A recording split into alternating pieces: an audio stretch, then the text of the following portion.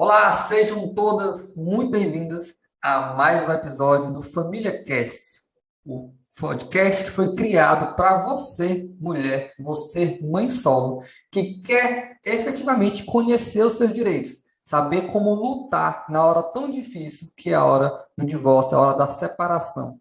Pois quando você vai casar, é meu bem para cá, meu bem para lá. Mas na hora de separar, é meus bens para cá, meus bens para lá. Então, hoje nós temos a honra de receber o Dr. Luiz Gustavo, que veio aqui para ser entrevistado e trazer bastante informações para vocês.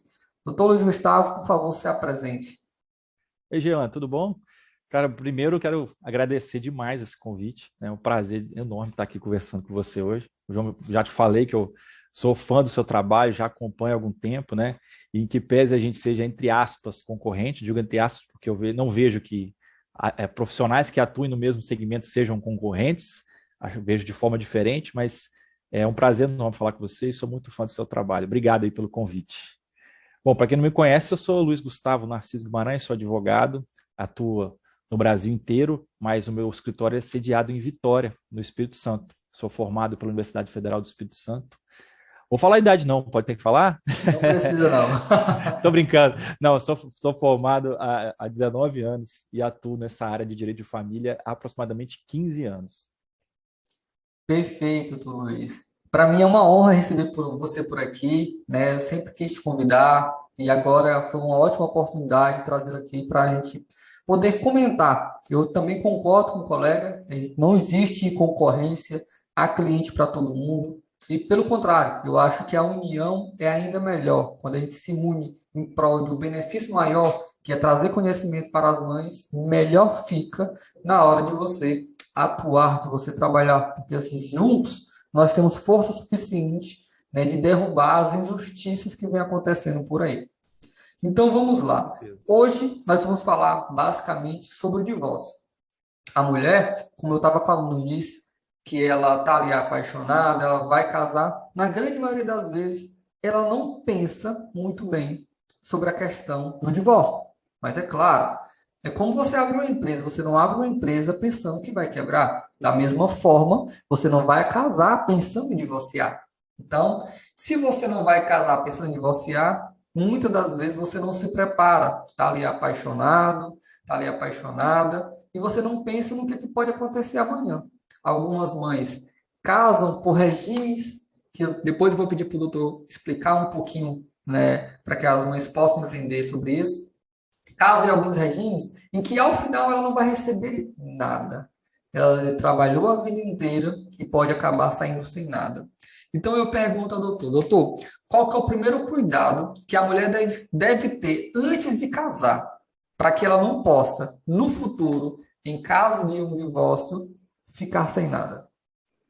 Bom, acho que são dois cuidados, um jurídico e um não jurídico. Primeiro, digamos, o não jurídico é o cuidado na escolha do seu companheiro, né? Entender, saber observar os sinais que a pessoa dá durante o relacionamento.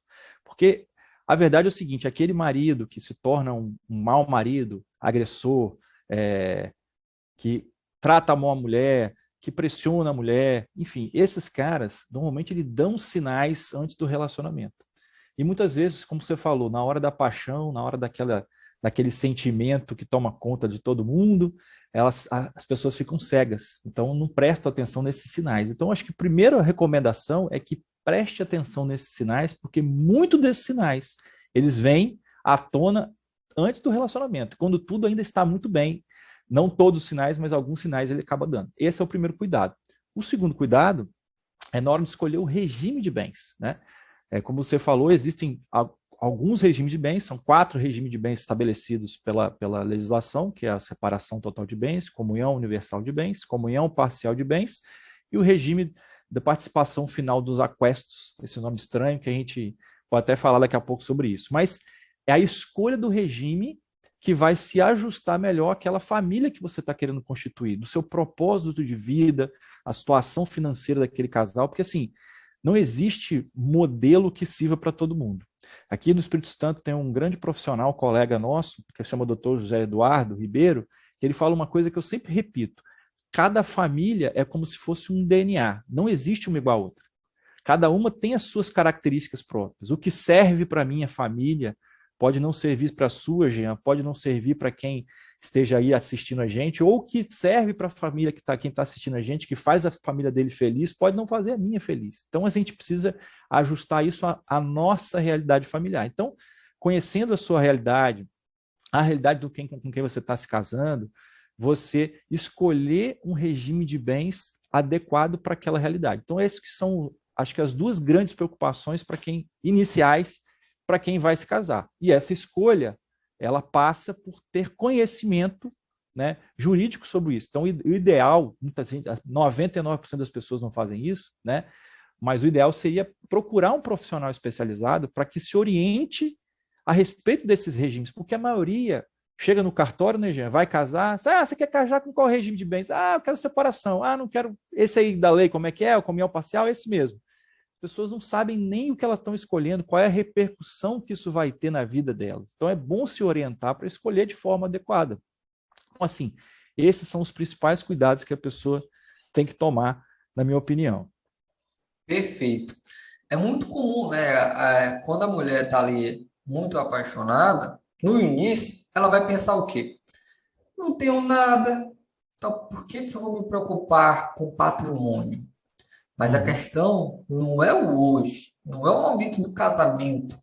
A questão é se daqui a 30 anos, depois que você já tem dois, três filhos, muitas das vezes, no meio do caminho do casamento ali, ele chega para você e fala: Olha, eu já tenho condições financeiras muito estáveis, muito boas, não quero mais que você trabalhe. Fique em casa, cuide da casa, cuide de nossos filhos para que eles tenham uma boa educação, possam ser bem felizes. Deixa que eu saia para trabalhar. E aí o que acontece? Depois de 30 anos, você só em casa, você não vai ter mais um mercado de trabalho ativo para você, você vai estar 100% dependente dele. E aí, quando você separa, é que você vai sentir o amargo, né, da dor, de você verificar que se você escolher o regime errado, você pode ficar sem nada. Esse mês passado, eu atendi uma cliente em que antes dela casar, a sogra chegou para ela e disse: Se você realmente ama meu filho, você vai casar pelo regime da separação total. O que que ela fez? Ela, com 17 anos, né, ela casou com ele. Com 18, ela registrou o casamento. E aí, agora que ela foi separar, ela descobriu que o regime da separação não dá direito a nada para ela. Então, ela ficou sem nada. E aí, ela estava justamente nessa situação. Ela estava em casa, ela parou a faculdade, ela não trabalhava, cuidava somente do lar, da casa. Agora, ela até conseguiu, né, que ele pagasse pensão para ela por um determinado período, mas é totalmente diferente. E você ficar com metade dos seus bens que você estava lutando junto com ele para ele poder alcançar aqueles bens, né? E aí ela ficou recebendo uma pensão de R$ 1.200. Imagina, se ela estivesse trabalhando, e olha que ela estava fazendo curso de medicina, o quanto que essa mulher não estaria hoje bem de vida, estável, tranquila. Então, é esse que é o motivo de nós estarmos aqui hoje, para mostrar para você que é preciso você ter conhecimento de qualquer situação que possa acontecer. Agora, doutor, eu queria que você... Jean, desculpa te interromper, só fazer uma pontuação aqui. Tem um autor que eu gosto demais, que se chama Tony Robbins. Não sei se você conhece o Tony Robbins. O Tony Robbins ele tem uma frase que é assim: é no momento de decisão que o seu destino é traçado. Eles têm essa frase. E as pessoas, infelizmente, não param para pensar que o maior contrato, ou talvez o mais complexo e mais importante que essa pessoa faça na vida dela, seja o casamento, que não deixa de ser um contrato. As pessoas têm preocupação quando vão comprar um imóvel, elas levam para um profissional analisar. Quando elas vão comprar um carro, elas leem um contrato de cabo a rabo para poder comprar um carro. Mas quando vão se casar, que é o contrato mais complexo, mais importante da vida dela, elas não tomam essas preocupações, não tomam esse tipo de cuidado. E aí, é aquele momento de decisão, como diz o Tony Robbins, que às vezes muda o destino da pessoa no futuro completamente. Se a gente parar para pensar que, infelizmente, hoje, muitos e muitos relacionamentos, os homens tentam, de tudo quanto é maneira, negar o direito da mulher, mesmo na comunhão parcial, que a lei já diz que ela tem direito à metade, né? E é o que a gente vê todo dia, eu vejo, você vê como profissional que é.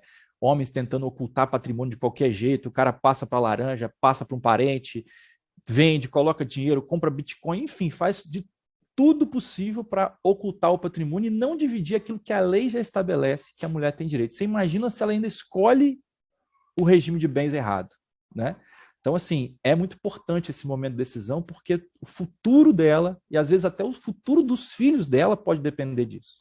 Porque um cara que tem coragem de fazer isso com a mãe dos filhos, muito provavelmente ele também não vai agir corretamente com os filhos. Então, assim, quando ela age dessa maneira e perde patrimônio no futuro, ela vai acabar também tornando a vida dos filhos dela muito vulnerável também. Exatamente. E tem outra questão também, né? Que eu costumo falar o seguinte: o pai, na sua grande maioria, só é pai do filho da mulher que está com ele. Ou seja, enquanto ele está casado com você, tem filhos biológicos dele com você, ali são Uhum. os filhos dele. Quando ele separa de você, para ele separou também dos filhos. E ele vai dar prioridade para os filhos da mulher atual, que pode nem ser dele, mas ele dá prioridade para o filho da mulher que está com ele.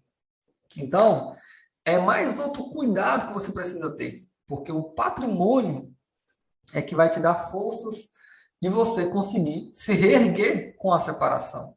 Porque não é fácil, você vive uma vida inteira com uma pessoa, constrói sonhos, constrói objetivos, para de repente, às vezes, ser traída e sair com a mão na frente e outra atrás. Então, tem que ter esse cuidado. E, É. doutor, uma outra coisa que é muito importante que as mães saibam é o seguinte: além dessa questão patrimonial, quais são os outros direitos que a mulher tem no divórcio? Porque muitos, quando estão pensando em separar, elas começam a discutir ali com o marido. E ele fala: você não vai ter direito a nada, todo o patrimônio é meu, construí sozinho, trabalhei sozinho por tudo. Você não vai poder voltar ao mercado de trabalho, não vou te autorizar, não vou dar o divórcio para você. E por aí vai. Então, são várias palavras, frases que eles utilizam para mexer com o psicológico da mulher e a mulher acaba falando o quê? Bom, não vou buscar a justiça. Se eu buscar a Uhum. justiça, eu não vou receber pensão correta, eu não vou ter direito ao patrimônio, eu não vou conseguir nada para mim e ainda vou ter que mendigar algum valor para ele para que eu possa me sustentar nos primeiros meses. Então, o que eu vou fazer? Eu não tenho direito a nada, e acaba desistindo. Então, o que o doutor pode trazer aqui de informação para as mães que estão nos ouvindo e nos assistindo, para que elas saibam quais são seus direitos e não tenham medo de buscar a justiça? A primeira coisa que eu gostaria de dizer é que a maioria das mulheres, elas acabam acreditando em alguns mitos que os homens trazem exatamente como ferramenta de manipulação das mulheres. Porque acontece, a verdade, graças a Deus, né, que a gente tem as mulheres no mundo para trazer o emocional para a nossa rotina. A mulher é muito mais emocional do que o homem. Né? E quando eu digo que ela é mais emocional, não falo isso no sentido pejorativo, não, pelo contrário. Né? Graças a Deus que elas trazem essa sensibilidade para o mundo. Só que, infelizmente, por elas terem essas características muito emocionais, muitos homens se aproveitam disso para poder o quê? Falar mentiras, trazer para elas exatamente o que você falou, falar frases que coloquem ela para baixo e que façam ela entender que ela não tem direito a nada. Então, isso acaba desestimulando a mulher, ela ficando com medo, porque acha que vai perder a guarda dos filhos, porque acha que ela vai ficar sem pensão, que acha que se ela pedir mais na justiça, se ela pedir uma pensão na justiça, ela vai ganhar menos do que ele diz que ele paga. Ele fala assim: isso aqui é o que eu posso, se você for na justiça, eu vou te pagar até menos do que isso. Então, assim, é importante que as mulheres entendam que elas têm sim, elas têm direitos, que elas não devem acreditar em tudo que é dito para elas pelo homem, elas têm que buscar informação segura sobre os direitos dela. E o principal direito delas, além da questão patrimonial, né, que a gente já falou aqui, é ter, de fato, uma pensão, caso elas sejam realmente dependentes financeiramente. Se houver essa dependência financeira, né, aquela mulher que ficou trabalhando em casa, né, não é a mulher que não trabalha, é a mulher que trabalha em casa. Essa E esse mulher que trabalho em trabalha em casa casa, é dobrado. que isso, é dobrado.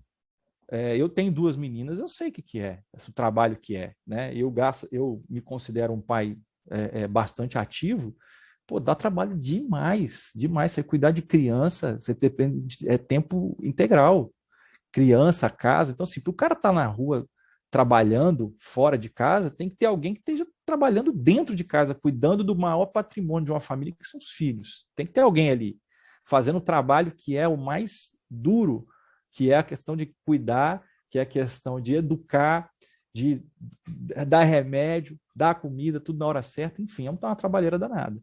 Então, assim, a mulher tem direito a receber uma pensão justa, né, se ela realmente tiver essa relação de dependência financeira. Então, ela tem direito, e ela tem que buscar a justiça para isso, porque na maioria das vezes, quando ela não busca a justiça, ou ela recebe muito menos do que é o justo, que é o devido, que é o que acontece na maioria das vezes, ou ela fica vulnerável, como você falou, tendo que mendigar a pensão, porque o cara acha que ele está fazendo um favor, que aí ele paga quando quer, a hora que quer, do jeito que quer. Se a mulher não faz o que ele quer, ele fala, esse mês não vou pagar a pensão, esse mês deu uma apertada aqui, precisei trocar uma peça do carro, aqueles R$ 1.000 que eu te dar, vou te dar 700, tá? Porque apertou esse mês.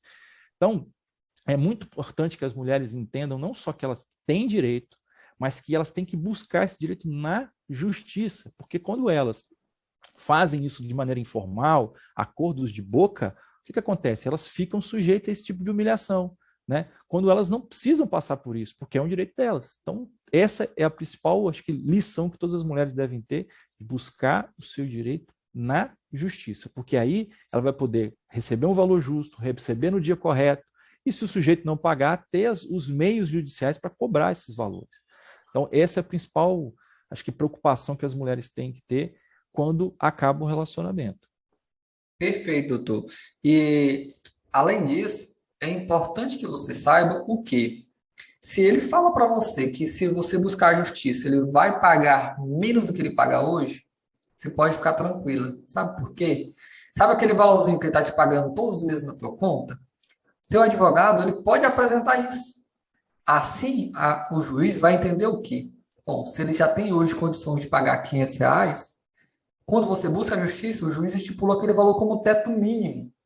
Então, Uhum. pode ter certeza, no pior das hipóteses, vai ficar regulamentado aqueles R$ 500 que ele já paga. Porque ele já está comprovando que ele tem condição de pagar aqueles R$ 500. Não é isso, Sim. doutor? Exatamente, você fez uma observação perfeita. Perfeita, porque as mulheres ficam com esse receio, mas se eu entrar na justiça e a justiça, o juiz mandar eu pagar menos, a chance disso acontecer é muito pequena. Por quê? Imagina, você tem lá um sujeito que deposita, por exemplo, R$ 500 todo mês, tem um ano que ele deposita R$ 500. É muito claro para o juiz que aquilo, no mínimo, ele pode pagar os R$ 500. Então, a chance do juiz determinar uma pensão que seja inferior aos 500 pode acontecer? Pode, porque a gente vê erros judiciários acontecendo, mas é muito pouco provável, uma situação muito excepcional que isso vai acontecer. Então, a grande verdade é o seguinte, se ela entra na justiça, a tendência é o quê? Ou ela vai receber aquilo que ela já recebe, ou vai receber mais. Então, só tem vantagens. Mas se eu entrar na justiça e receber o mesmo valor, ainda assim é vantajoso. Por quê? Porque ela vai ter algo regulamentado, dia certo para receber. Se ele não pagar, ela vai ter meios de cobrar, porque quando é um acordo informal, e se ele falar que não vai pagar, não pagou, isso não tem como cobrar. Né? Então, assim, só tem vantagens em você formalizar isso. Exatamente.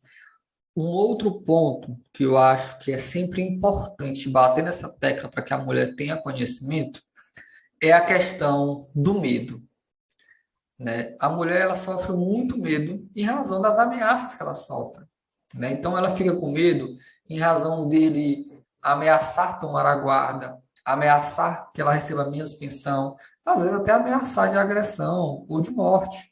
E aí eu te Sim. pergunto, tu, quando a mulher está sofrendo ameaças, quando a mulher está ali fragilizada, está com medo, assustada e acuada, o que que você recomenda para que aquela mulher faça? O que você tem a dizer para que ela tenha força o suficiente para lutar? Porque o que nós sabemos é o seguinte: tudo o que aquela mulher tem, ela pode ter certeza. O que ela tem direito, ela tem grande chance de conseguir. Não estou garantindo, mas ela tem grande chance de conseguir, desde que ela busque, que ela vá atrás. Mas o filho dela não. O filho dela só tem como conseguir se aquela mãe for forte o suficiente para brigar por ele. Brigar ali, dar a cara a tapa mesmo, judicialmente, para conseguir aquele direito daquela criança. Então, o que que o doutor pode dizer para essas mães hoje? Perfeito. Né? Bom, primeira coisa, se essas mulheres, você que é mãe, que está sofrendo esse tipo de ameaça, se essa ameaça é de agressão física, é uma ameaça emocional, é uma pressão emocional, você sofre algum tipo de agressão física ou emocional, que a ameaça não deixa de ser uma forma de agressão emocional. Se você é agredida dessa maneira, o primeiro caminho é você buscar a proteção por uma medida protetiva, buscar o caminho criminal, né? Buscar uma medida protetiva, porque, assim, ao contrário do que muitas mulheres pensam, não é só a violência física, a agressão física que dá direito a uma medida protetiva, né? A agressão psicológica, essa pressão psicológica que muitas mulheres sofrem, também é uma forma de crime, é uma forma de agressão, e a mulher tem que ser protegida disso também. Além disso, se a ameaça, entre aspas, que a mulher sofre e que ela sofre muito olha, eu vou tomar a guarda do nosso filho, eu vou pedir a guarda, não se preocupem com isso. Porque a maior parte dos homens, vamos botar aí 90% dos homens que falam que vão pegar a guarda, ele não quer a guarda, ele só quer blefar para te amedrontar. A maioria deles não quer. Então, assim, a maioria sequer entra na justiça pedindo. E aqueles que eventualmente pedem, a grande maioria desiste no meio do caminho, porque, como eu volto a dizer, infelizmente, eu digo infelizmente porque seria muito melhor o mundo se os pais participassem efetivamente e quisessem, de fato, exercer a guarda porque eles acham que podem contribuir mais com os filhos. Mas não é real. Eles querem mesmo amedrontar as mulheres. Eles não querem a guarda. Eles só querem usar aquilo como um instrumento de pressão. Então, você, mulher que sofre esse tipo de pressão, primeiro, entenda, 90% das vezes isso não é real, eles não querem. Outra coisa, o fato de você, mulher, ganhar menos do que o pai da criança, ou às vezes não ter uma renda, isso não é o fator que vai fazer você perder a guarda do seu filho. Porque o que define a guarda de uma criança é o que é melhor para a criança. E quando a gente fala de melhor, não pense no melhor na parte financeira.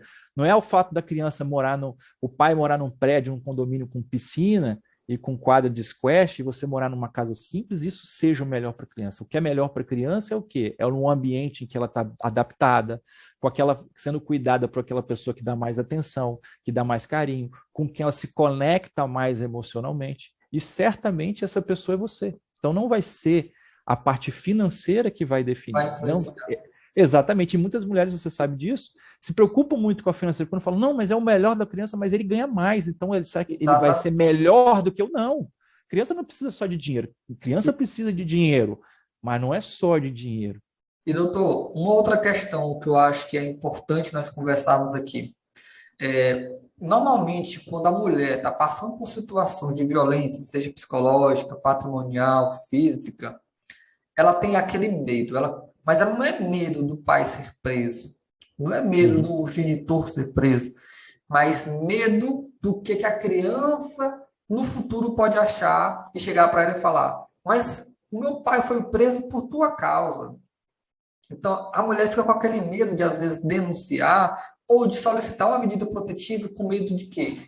De que aquele pai irresponsável descumpra a medida protetiva e aí acabe prendendo ele por descumprimento da parte dele. Então, o que acontece? O que você diz hoje para essa mãe que tem esse medo? Porque ela sempre acha o seguinte: não, se eu for na delegacia, se eu for solicitar uma medida protetiva, ele vai ser preso. E aí, futuramente, o que vai acontecer? Meu filho vai me odiar por isso. Eu vou perder o meu filho por esse motivo. Além disso, um segundo ponto. Como que fica a questão da visitação paterna quando a mãe tem uma medida protetiva em andamento, em vigor? Bom, a primeira coisa que eu diria, Jean, é que a mulher precisa entender que a voz do filho dela é ela. A criança não tem voz na justiça, né? Ela precisa de alguém que falar por ela, né? E esse alguém é a mãe.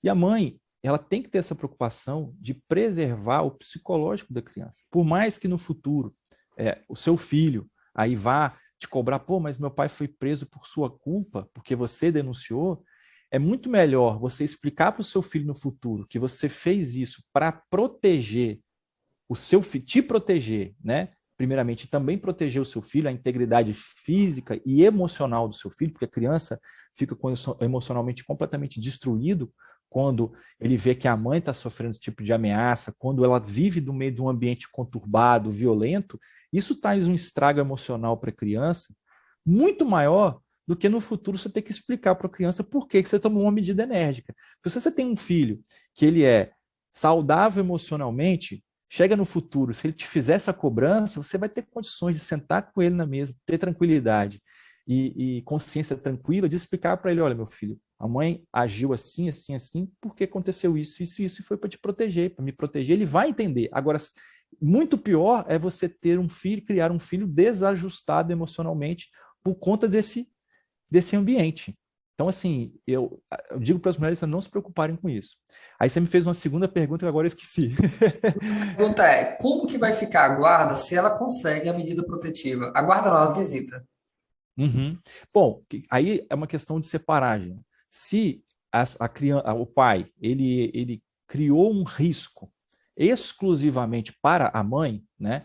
Porque ele fez algum tipo de ameaça ou porque ele traz uma pressão psicológica para a mãe, mas esse ele não faz, não toma a mesma atitude com a criança, o direito dele de conviver com a criança vai ser preservado. Se, volto a dizer, se aquela atitude do pai, né, que fez com que a mãe tomasse essa medida, essa necessidade, tivesse essa necessidade de buscar a justiça para ter uma medida protetiva, seja algo que seja exclusivamente em face da mãe. Se trouxer um mal só para a mãe. Agora, se o pai ele é violento, ele é agressivo, ele conturba o ambiente, e se tudo que ele faz negativamente também for repercutir para a criança negativamente, aí sim o direito dele de ter acesso à criança, de conviver com a criança, vai ser restrito. Né? Então é importante separar essas duas hipóteses, porque tem casos sim que o pai ele tem a mãe tem uma medida protetiva em relação ao pai e o pai realmente fez alguma ameaça à mãe, mas ele para a criança ele não traz nenhum tipo de mal. Ele trata bem a criança, né? Então nesses casos não vai afetar. Então é importante distinguir essas duas hipóteses. Importante também que você, mãe, saiba o seguinte: na hora de solicitar a medida protetiva, você precisa solicitar que essa medida seja extensiva ao filho. Ou seja, se há também um risco para a criança, solicite que essa medida se estenda ao filho. Porque senão, como que é que eles vão fazer? Eles vão determinar a medida protetiva para você e também para os seus familiares, proibindo o genitor, o suposto agressor, de ter contato, por qualquer meio que seja, com você e com seus familiares. Só que, quando fala seus familiares, isso automaticamente não derruba a ele o direito de ter convivência, contato com o filho. Porque Uhum. o direito paterno ele é superior a isso. Então você precisa estar comprovando ali, né, de alguma forma, e solicitando que seja extensivo ao filho. Senão, a medida protetiva vai ficar somente para você. E doutor, e como que vai ficar essa visita? Vai ter que ter uma pessoa para poder servir como intermediário? Quem é que escolhe esse intermediário? Como que normalmente é decidido isso? Normalmente, nesses casos, como o pai não pode ter o contato com a mãe, está partindo aqui da premissa de um caso de que um pai ele tem o direito de conviver com criança, está preservado, ele não vai causar mal à criança. Mas, por outro lado, como ele não pode ter contato com a mãe, fica difícil de você exercer isso na prática. Então, realmente, ele vai ter que ter um intermediário, e esse intermediário vai ser definido pelo juiz, mas, obviamente, por indicação das partes. O ideal é que seja alguém que seja da confiança da mãe, né? Ou preferencialmente até da confiança dos dois, né? Mas enfim, o fato é que quem vai definir isso é o juiz, quem vai ser a pessoa que vai ser esse intermediário, é necessário que haja esse intermediário, porque senão a medida protetiva ela perde o sentido, né? Porque a mãe pede uma medida protetiva para se resguardar e ela tem que ir lá às vezes dar de cara com o agressor para poder deixar o filho, ela fica sujeita a ser agredida novamente. Então precisa ter esse intermediário, né? E é importante que a mãe se preocupe em indicar essa pessoa intermediária que seja da confiança dela. E outra coisa, e quando a mãe não tem uma pessoa como intermediária, se a criança já está numa idade escolar, costuma-se fazer o seguinte: se solicita para adequar a convivência paterna para quê? Para que o pai possa buscar a criança, vamos supor, na sexta-feira, ao fim da aula escolar, e ele devolva a Uhum. criança na escola na segunda-feira, no início da aula escolar. Para que assim não vai ter necessidade de ter uma pessoa como Bom, intermediária, certo? sim. Também é uma das opções que tem acontecido. É importante, Jean, essa sua observação, desculpa por interromper, é Aham. porque que é tão importante as mulheres também se preocuparem com a regulamentação da convivência. Porque as mulheres pensam às vezes que, olha, o meu filho está morando comigo, então eu tenho a guarda. Não, a guarda é dos dois. né? Formalmente é dos dois. Então, se o pai aparecer lá num horário inconveniente, falando que quer pegar o filho para passear, você não vai poder impedir, porque não está regulamentado. Então, é importante que a mulher entenda de regulamentar isso, que é importante regulamentar isso para ela não ter esse tipo de situação. O pai ter os dias definidos, né, para poder pegar a criança, e também para quê? Para que essa convivência ela seja adequada também à realidade daquela família. Porque se você tem uma realidade como essa que a gente está tratando agora, que você bem pontuou, de um pai que não pode ter contato com a mãe, você precisa ter uma regulamentação de forma que ele pegue na escola, devolva na escola, está resolvido. Tá Ou às resolvido. vezes você tem situações em que às vezes não é tão extremo assim, do pai ser agressivo e tudo mais, mas existe um problema de descompasso, vamos dizer assim, de horário de trabalho. Às vezes o pai trabalha por escala, ou a mãe trabalha por escala, e como é que vocês vão compatibilizar isso? Aí você vai ter um conflito todo mês, porque às vezes Exatamente. um trabalha de escala, aí fica sem ver o filho, o outro também. Aí daqui a pouco os dois estão de folga no mesmo dia, quem vai querer ficar com a criança para passear, né? Enfim. Então, assim, é muito importante regulamentar isso. Só para complementar esse assunto, eu, por exemplo, agora estou trabalhando num caso de uma regulamentação de convivência que o pai ele é piloto de avião. Então, ele tem um horário, a escala dele é completamente diferente de qualquer outra profissão que eu já tinha visto. E olha que eu já fiz isso já para vários profissionais, Petrobras, Vale, enfim, profissionais que trabalham por escala e tem as escalas até complexas, mas esse de piloto de avião é a mais complexa de todas. Então, nós estamos já na oitava ou nona versão do plano de convivência, para poder ajustar isso à realidade Aí do dessa casal. família, para que eles não tenham conflito no futuro, para saber exatamente, olha, o dia que ele folgar, quem vai ser a preferência? Ah, vai ser dele. Ah, mas espera aí, mas se ele tiver 5, 6, 7, 10 folgas seguidas, ele vai ficar com criança todas as folgas e a mãe não vai poder conviver? Não, espera aí, então tem um limite, ele vai poder ficar com a criança nos dias de folga, mas não pode exceder tantos dias, porque senão a mãe fica sem direito de ficar com a Exato. criança nas folgas. Então, tudo E, construído com muito cuidado. doutor, uma outra pergunta que eu vejo que é muito importante as mães terem conhecimento, para que a gente possa já partir para o encerramento. É, se a mãe tem a medida protetiva e logo em seguida tem uma audiência, como que fica? Ela vai ser obrigada a participar daquela audiência com o genitor, mesmo que de forma virtual, ou não? Ela tem o direito de solicitar que a audiência seja separado, para que ela não veja, porque muitas das vezes a mulher só de ver, ela já fica mal Uhum. psicologicamente, ela treina a base, ela entra em Sim, desespero, porque ela tem um pavor. Então, como que sim. fica? Bom, nesse caso, ela pode pedir que seja feita a audiência de uma maneira um pouco diferente para preservar o emocional dela, né? Assim como acontece em outros casos extremos, assim que a testemunha não se depara com um agressor, né? Que você às vezes tem um vidro ali no criminal, a gente vê muito isso, não tem um vidro que protege, que um não vê o outro. A mulher também pode pedir esse tipo de audiência que ela seja adaptada à realidade que ela está vivendo.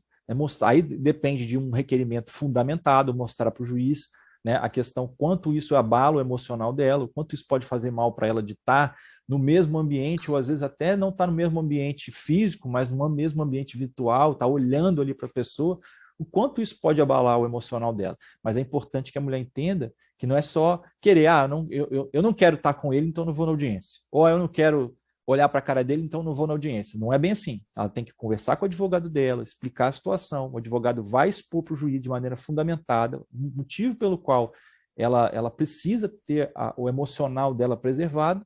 E certamente, se o juiz tiver o mínimo de bom senso, vendo que aquilo é uma realidade, né, ele vai preservar, vai ajudar a preservar a integridade emocional da mulher. Perfeito, doutor. Quero aqui te agradecer por todo o Eu que te conhecimento, agradeço. por tudo que você trouxe aqui para a gente hoje. Eu tenho absoluta certeza que as mães que nos ouvem, que nos assistem, elas vão te agradecer também por todo o conhecimento. Agora eu quero que você falasse Eu qual que que é o, agradeço. qual que é o arroba das suas redes sociais, para que as mães possam te seguir nas redes sociais, possam te acompanhar, ver o belíssimo trabalho que você tem feito nas suas redes sociais, porque é muito importante que elas não fiquem só aqui, mas que elas também vão conhecer o seu trabalho lá, sejam bem recebidas e possam aprender ainda mais sobre os seus direitos.